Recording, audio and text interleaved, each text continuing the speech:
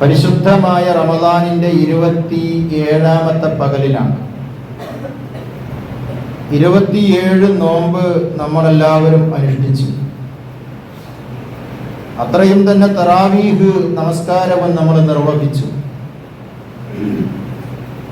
നോമ്പ് ആയത് മുതൽ തന്നെ തിലാവത്ത് ഖുർആൻ പാരായണത്തിന്റെ കാര്യത്തിൽ വളരെ ശ്രദ്ധാപൂർവം നമ്മൾ ആ കാര്യം കൈകാര്യം ചെയ്യുകയും ചെയ്തു. ജമാഅത്ത് കഴിവിന്റെ പരമാവധി നമ്മൾ നഷ്ടപ്പെടുത്തിയിട്ടില്ല. ഇസ്തിഗ്ഫാർ ധാരാളമായി കൊണ്ട് നമ്മൾ നമ്മുടെ നാഥനോട് ചെയ്തിട്ടുണ്ട്. സ്വതക്കകൾ കഴിവിന്റെ പരമാവധി നമ്മൾ നിർവഹിക്കുകയും സകാത്ത് കൃത്യമായി കണക്ക് നോക്കി കൊടുക്കുകയും ചെയ്തിട്ടുണ്ട്.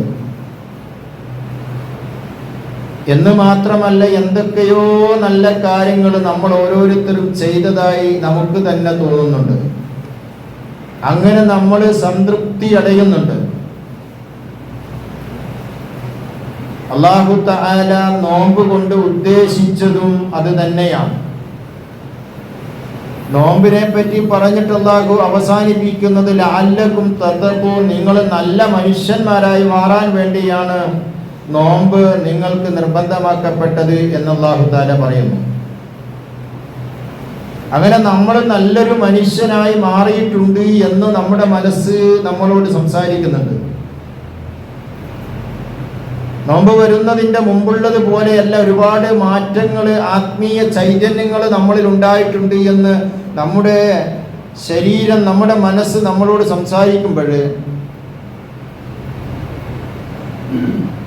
27ാമത്തെ നോമ്പ് അനുഷ്ഠിക്കുമ്പോൾ 26ാമത്തെ നോമ്പ് നമ്മൾ പല പള്ളികളിലും വളരെ ആവേശപൂർവ്വം അത് ഇഫ്താർ നടത്തി.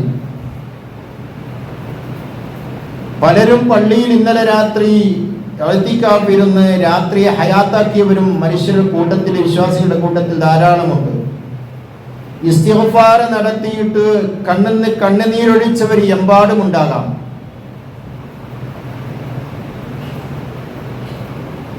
എന്ന് മാത്രമല്ല, പല രീതിയിലും സിയാറത്ത് ചെയ്ത് മരണപ്പെട്ട ആൾക്കാരുടെ കബറുകളിൽ പോയി, കബറിന്റെ അടുക്കൽ പോയി സിയാറത്ത് ചെയ്തവരുമുണ്ട്.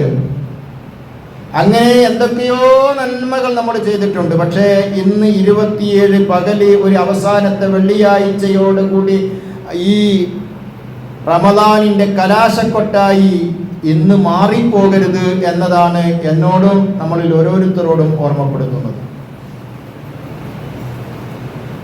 റമദാൻ, പരിശുദ്ധ റമദാൻ 2-3 ദിവസത്തിന്റെ ശേഷം നമ്മളിൽ നിന്ന് യാത്ര പറയും. പക്ഷേ ജമാഅത്ത് നമസ്കാരം നമ്മളിൽ നിന്ന് യാത്ര പറയുന്നില്ല. റമദാൻ യാത്ര പറയുമ്പോൾ പരിശുദ്ധ ഖുർആൻ പാരായണം ചെയ്യുന്ന ആ പുണ്യകർമ്മം നമ്മളിൽ നിന്ന് യാത്ര പറയുന്നില്ല. ഫർള് നമസ്കാരങ്ങൾ കൃത്യമായി നിർവഹിക്കണം, അത് നമ്മളിൽ നിന്ന് യാത്ര പോകുന്നില്ല. സ്വതക്കയും നമ്മളിൽ നിന്ന് മാഞ്ഞു പോകുന്നില്ല, മാറി നിൽക്കുന്നില്ല. ഇതെല്ലാം റമദാനിന്റെ ശേഷവും തുടർന്നു കൊണ്ടിരിക്കണം എന്നതാണ് സൂചിപ്പിക്കുന്നത്. മുസ്ലിമിന്റെ വീട്, പ്രഭാതത്തിൽ നിന്ന് എല്ലാ വീടുകളും ഉണരുന്നു. തറാവീഹ്, ഖിയാമുൽ ലൈലി, അല്ലെങ്കിൽ വിത്ർ, അല്ലെങ്കിൽ തഹജ്ജുദ് നമസ്കാരങ്ങൾ നിർവഹിക്കപ്പെടുന്നു. സുബഹി നമസ്കാരം കൃത്യമായ സമയത്ത് തന്നെ നിർവഹിക്കപ്പെടുന്നു.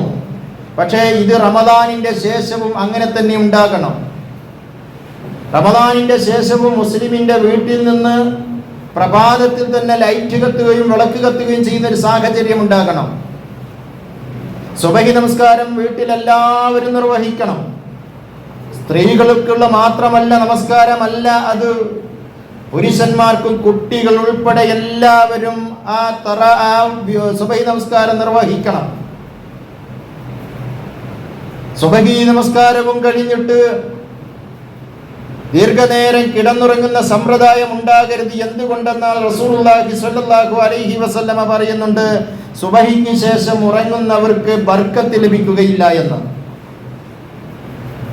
മഹാനായ സ്വലാഹുദ്ദീൻ അയ്യൂബി റഹ്മത്തുള്ളാഹി അലൈഹി ഖുദ്സിന്റെ മോചനത്തിന് വേണ്ടി പടവരുതുമ്പോൾ തന്റെ സൈന്യങ്ങളോട്, മുസ്ലിങ്ങളോട് അവരെ അണിനിരത്തിയിട്ട് പറഞ്ഞൊരു വാക്കുണ്ട്: നിങ്ങൾക്ക് വിജയം നേടാൻ കഴിയണമോ? നിങ്ങൾക്ക് വിജയം നേടാൻ കഴിയണമെങ്കിൽ ഓരോ മുസ്ലിമിന്റെയും വീട്ടിൽ നിന്ന് പ്രഭാതത്തിന്റെ രാത്രിയുടെ 2/3 കഴിഞ്ഞു കടന്നാല് വിളക്ക് കത്തിയിരിക്കണം, വെളിച്ചം കണ്ടിരിക്കണം എന്ന് അദ്ദേഹം പറഞ്ഞെങ്കിൽ തഹജ്ജുദ് നമസ്കരിക്കാത്ത ഒരു മുസ്ലിമിന് വിജയമില്ല എന്നാണ് അദ്ദേഹം പറഞ്ഞത്. അപ്പൊ നിങ്ങൾ നോക്ക്, സുബഹി നമസ്കാരം നിർവഹിക്കാത്ത ഒരു വിശ്വാസിയുടെ അവസ്ഥ എന്തായിരിക്കുമെന്ന്.